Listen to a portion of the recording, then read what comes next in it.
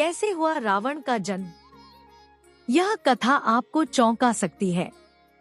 लोग लंकापति रावण को अनीति, अनाचार, दंभ, काम, क्रोध, लोभ, अधर्म और बुराई का प्रतीक मानते हैं और उससे घृणा करते हैं।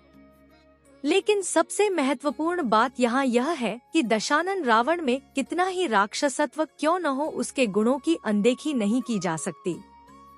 रावण में अवगुण की अपेक्षा गुण अधिक थे। रावण एक प्रकांड विद्वान था।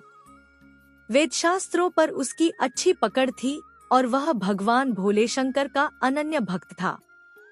उसे तंत्र, मंत्र, सिद्धियों तथा कई गूढ़ विद्याओं का ज्ञान था। ज्योतिष विद्या में भी उसे महारत हासिल थी। कैसे हुआ रावण का जन्म। रावण के उदय के विषय में भिन्न भिन्न ग्रंथों में भिन्न भिन्न प्रकार के उल्लेख मिलते हैं। वाल्मीकि द्वारा लिखित रामायण महाकाव्य, पद्म पुराण तथा श्रीमद् भागवत पुराण के अनुसार हिरण्याक्ष एवं हिरण्यकशिपु दूसरे जन्म में रावण और कुंभकर्ण के रूप में पैदा हुए। वाल्मीकि रामायण के अनुसार रावण पुलस्त्य मुनि का पोता था, अर्थात उनके पुत्र विश्वश्रवा का पुत्र था। विश्वश्रवा की वरवर्णिनी और कैकसी नामक दो पत्नियां थीं।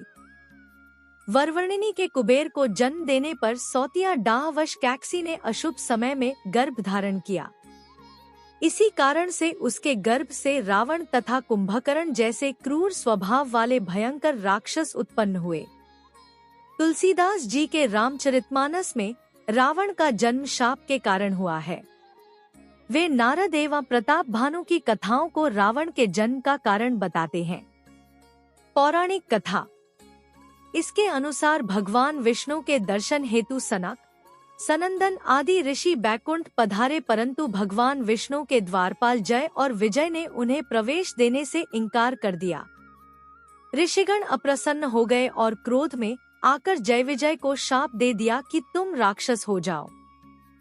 जय विजय ने प्रार्थना की व अपराध के लिए क्षमा मांगी। भगवान विष्णु ने भी ऋषियों से क्षमा करने को कहा। तब ऋषियों ने अपने शाप की तीव्रता कम की और कहा कि 3 जन्मों तक तो तुम्हें राक्षस योनि में रहना पड़ेगा और उसके बाद तुम पुनः इस पद पर प्रतिष्ठित हो सकोगे। इसके साथ एक और शर्त थी कि भगवान विष्णु या उनके किसी अवतारी स्वरूप के हाथों तुम्हारा मरना अनिवार्य होगा। यह शाप राक्षसराज लंकापति दशानन रावण के जन्म की आदि गाथा है।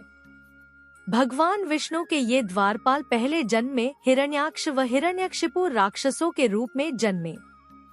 हिरण्याक्ष राक्षस बहुत शक्तिशाली था और उसने पृथ्वी को उठाकर पाताल लोक में पहुंचा दिया था। पृथ्वी की पवित्रता बहाल करने के लिए भगवान विष्णु को वराह अवतार धारण करना पड़ा था। फिर विष्णु ने हिरण्याक्ष का वध कर पृथ्वी को मुक्त कराया था। हिरण्यकशिपु भी ताकतवर राक्षस था और उसने वरदान प्राप्त कर अत्याचार करना प्रारंभ कर दिया था। भगवान विष्णु द्वारा अपने भाई हिरण्याक्ष का वध करने की वजह से हिरण्यकशिपु विष्णु विरोधी था और अपने विष्णु भक्त पुत्र प्रहलाद को मरवाने के लिए भी उसने कोई कसर नहीं छोड़ी थी। फिर भगवान विष्णु ने नृसिंह अवतार धारण कर हिरण्यकशिपु का वध किया था। त्रेतायुग में ये दोनों भाई रावण और कुंभकर्ण के रूप में पैदा हुए और तीसरे जन्म में द्वापर युग में जब भगवान विष्णु ने श्री कृष्ण के रूप में जन्म लिया, तब ये दोनों शिशुपाल व दंतवक्त्र नाम के अनाचारी के रूप में पैदा हुए थे। क्यों पड़ा रावण का दशानन नाम। रावण को दशानन कहते हैं। उसका नाम दशानन उसके दशग्रीव नाम पर पड़ा। कहते हैं कि महातपस्वी रावण ने भगवान शंकर को प्रसन्न कर अपने 10 सिर अर्जित किए थे। उस कठोर तपस्या के बल पर ही उसे 10 सिर प्राप्त हुए, जिन्हें लंका युद्ध में भगवान राम ने अपने बाणों से एक एक कर काटा था।